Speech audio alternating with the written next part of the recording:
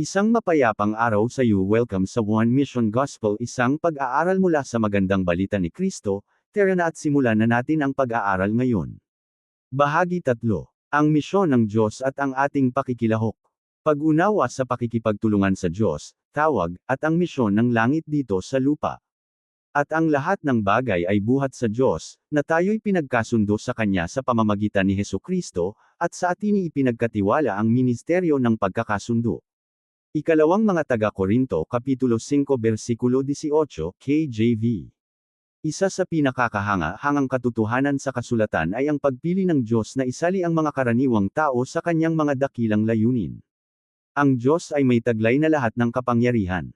Ang Diyos ay may taglay na lahat ng karunungan. Ang Diyos ay may taglay na lahat ng awtoridad.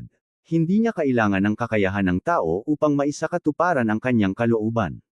Gayunpaman, sa buong kasaysayang nakatala sa Biblia, paulit-ulit na pinili ng Diyos na kumilos sa pamamagitan ng mga tao. Tinawag niya si Noe upang gumawa ng daong. Tinawag niya si Abraham upang lumakad at sumunod. Tinawag niya si Moises upang mamuno. Tinawag niya si Esther upang tumindig. Tinawag niya si Isaias upang magsalita. Tinawag niya ang mga mangingisda upang maging alagad. Tinawag niya ang mga umuusig upang maging mga apostol. Paulit-ulit na makikita ang ganitong ayos.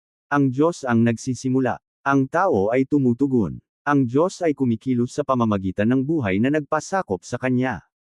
Ang pasanin ng Panginoon ay hindi nagtatapos sa pag-unawa lamang sa pagmamalasakit ng Diyos sa tao. Ang pasanin ay humahantong sa pakikilahok. Ang puso ng Diyos ay nagiging ating puso. Ang misyon ng Diyos ay nagiging ating misyon. Ang atas ng Diyos ay nagiging ating pananagutan. Ang tanong ay hindi na lamang, ano ang ginagawa ng Diyos? Kundi nagiging, paano ako makikilahok? Pag-unawa sa misyon ng Diyos sa buong kasulatan. Upang maunawaan ang pakikilahok, kailangang unang maunawaan ng mga mananampalataya kung ano ang misyon. Ang misyon ng Diyos ay hindi nagsimula sa bagong tipan, ito ay makikita sa buong kasulatan. Mula pa sa simula, kumilos na ang Diyos upang ibalik at ayusin ang ugnayan ng tao sa Kanya. Matapos ang pagkakasala sa Eden, siya ang unang kumilos para sa kaligtasan. Hinanap niya sina Adan at Eva. Nagtatag siya ng mga kasunduan. Nagtayo siya ng mga propeta. Iningatan niya ang mga bansa. Ipinaghanda niya ang daan para kay Kristo. Lahat ay tumutungo sa pagtubos. Ibinigay ni Jesus ang buod ng kanyang misyon. Sapagkat ang anak ng tao ay naparito upang hanapin at iligtas ang nawawala. Lucas Kapitulo 19 versikulo 10, KJV. Pansinin ang mga salitang ginamit, hanapin, at iligtas. Hindi naghintay si Jesus na lumapit ang tao, siya ang lumapit, siya ang humanap. Pumasok siya sa mga nayon, pumasok sa mga tahanan, tumawid sa mga hangganan, nakipag-usap sa mga itinakwil, at hinanap ang mga naliligaw sa espiritu. Ang misyon ng Diyos ay laging tungkol sa pagpapanumbalik, ang pagdadala sa tao pabalik sa maayos na ugnayan sa Kanya.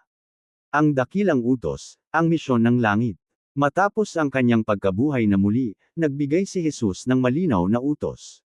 Kaya nga, magsiparito kayo, at gawin ninyong mga alagad ang lahat ng mga bansa, na inyong binibinyagan sila sa pangalan ng Ama, at ng Anak, at ng Espiritu Santo, Mateo Kapitulo 28 versikulo 19, KJV.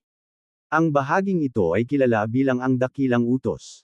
Pansinin ang mahalagang detalye, hindi sinabi ni Jesus na, manatili kayo, kundi, magsiparito kayo, o, humayo kayo. Hindi tayo tinawag upang magtipon-tipon lamang, tinawag tayo upang kumilos at makilahok. Ang simbahan ay hindi itinayo upang manatiling nakakulong o hiwalay sa mundo. Nariyan ito upang dalhin ang mensahe ni Kristo sa lahat. Ang misyon ng Diyos ay hindi nagtatapos sa loob ng gusali ng simbahan, ito ay pumapasok sa mga tahanan, paaralan, pinagtatrabahuhan, pamayanan, lungsod, mga bansa. Ang bawat lugar ay nagiging pagkakataon para sa paglilingkod. Pakikipagtulungan sa Diyos, ang Diyos ay kumikilos sa pamamagitan ng tao. Marahil isa sa pinakakumbabang katotohanan sa kasulatan ay ang pagpapahintulot ng Diyos na makibahagi tayo sa kanyang gawain. Isinulat ni Pablo, sapagkat tayo'y mga kamanggagawa ng Diyos, unang mga taga-Korinto Kapitulo 3 versikulo 9, KJV. Pag-isipan itong mabuti, inaanyayahan tayo ng Diyos na makipagtulungan sa Kanya. Hindi dahil kulang siya sa kakayahan, hindi dahil kailangan niya ng tulong, kundi dahil ang pagkakaroon ng ugnayan ay bahagi mula pa sa simula ng kanyang plano. Makikita ang ganitong pakikipagtulungan sa buong kasulatan. Si Moises ay may tungkod, ngunit ang Diyos ang nagpakawala ng kapangyarihan. Si David ay may panghilamos, ngunit ang Diyos ang nagbigay ng tagumpay. Ang mga alagad ay may kaunting tinapay, ngunit si Jesus ang nagparami nito. Ang mga apostol ay nangaral, ngunit ang banal na espiritu ang nagpabago ng puso. Ang pagsunod ng tao at kapangyarihan ng Diyos ay laging magkasama. Ang mananampalataya ay nagtatanim, ang Diyos ang nagpapalago. Ang mananampalataya ay sumusunod, ang Diyos ang nagpapalakas.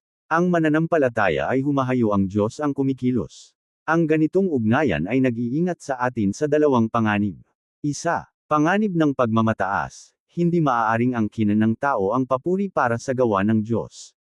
Ang paglilingkod, tagumpay, at pagbabago ay galing sa Kanya. Dalawa, panganib ng kawalan ng pag-asa. Hindi tayo nag-iisa sa misyon. Ang Diyos ang nagbibigay ng biyaya, karunungan, at lakas. Ang pasanin ay una niyang bago pa naging atin. Tawag, ang personal na paanyaya ng Diyos. Ang pakikilahok ay nagiging personal sa pamamagitan ng tawag. Ito ay paanyaya ng Diyos para sa isang tiyak na layunin. Marami ang nag-aakala na ang tawag ay para lamang sa mga pastor o misyonero, ngunit mas malawak ang katotohanan ayon sa kasulatan. Ang bawat mananampalataya ay tinawag upang maging kinatawan ni Kristo. Maaaring magkaiba ang gawain, paraan ng pagpapahayag, o kaloob, ngunit lahat ay may bahagi. Ang iba ay tinawag na mang-aral sa publiko. Ang iba ay tinawag na magturo. Ang iba ay tinawag na maglingkod ng tahimik. Ang iba ay tinawag na magpalakas ng loob. Ang iba ay tinawag na manalangin. Ang iba ay tinawag na gumabay sa kapwa mananampalataya. Ang iba ay tinawag na maglingkod sa pamamagitan ng pagmamalasakit. Magkakaiba man ang tungkulin, iisa ang misyon.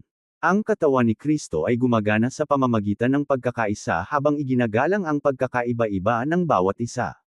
Bakit marami ang tumatanggi o nahihirapang makilahok? Kahit napakaganda ng paanyaya ng Diyos, marami pa rin ang nahihirapang tumugon. Ilan sa mga dahilan: takot, paano kung mabaigo ako? Paano kung tanggihan nila ako? Paano kung hindi pa ako handa? Pakiramdam na hindi sapat, gaya ng pagtatanong ni Moises na, sino ba ako? O ni Jeremias na, hindi ako marunong magsalita. Marami pa rin ang nagdududa sa sarili. Pagkagusto sa kaginhawaan, minsan mas pipiliin pa natin ang ginhawa kaysa sumunod. Ang pagsunod sa tawag ng Diyos ay maaaring humingi ng sakripisyo, pagbabago, pagsuko, o pagharap sa mga bagay na hindi pa natin nakagisnan. Ang kalikasan ng tao ay laging naghahanap ng katiwasayan, ngunit ang pananampalataya ay madalas na nangangailangang lumabas sa ating komportableng lugar. Isa, kilalanin na ikaw ay bahagi ng misyon ng Diyos. Huwag isipin na para lamang ito sa mga namumuno. Ang iyong larangan ng misyon ay maaaring ang iyong pamilya, katrabaho, kaklase, kapitbahay, o kaibigan. Dalawa, magsimula kung nasaan ka ngayon. Marami ang naghihintay ng malalaking pagkakataon, ngunit madalas ay nagsisimula ang paglilingkod sa mga karaniwang sandali, pakikipag-usap, pagdarasal para sa iba, paggawa ng mabuti, pag-aanyaya, o pagbibigay ng salitang nagpapalakas ng loob. Ang pagsunod sa maliliit na bagay ay kadalasang nagiging malaking paglilingkod. Tatlo, umasa sa lakas ng Diyos. Hindi ka tinawag ng Diyos upang kumilos ng hiwalay sa Kanya. Nangako si Jesus. At narito, ako'y sumasa inyo palagi, Mateo Kapitulo 28 versikulo 20, KJV.